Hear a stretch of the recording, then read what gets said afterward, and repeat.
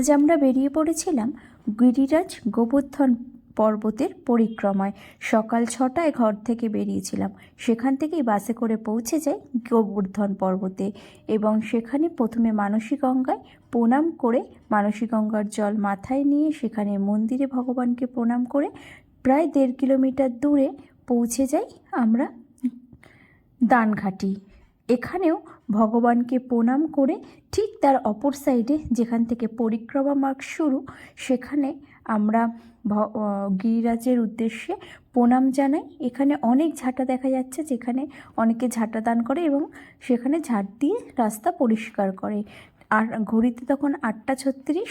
আমরা আমাদের গিরিরাজকে প্রণাম করে আমাদের যাত্রা শুরু করি এবং এত কুয়াশা ঠান্ডা, তো এইভাবেই আমাদের যাত্রাটা শুরু হয়েছিল এবং ঘড়িতে যখন ঠিক 5টা 14 আমাদের পরিক্রমা শেষ এবং আমরা আবারও 21 কিলোমিটার, প্রায় বলে 21 কিন্তু ওটা প্রায় 30 কিলোমিটার কাছাকাছি হয়ে যায়, দানঘাটিতে এসে পৌঁছাই। ভগবানকে প্রণাম জানাই, গিরিরাজকে প্রণাম করি এবং আমাদের যাত্রা আজকের মতো সমাপ্ত হয়।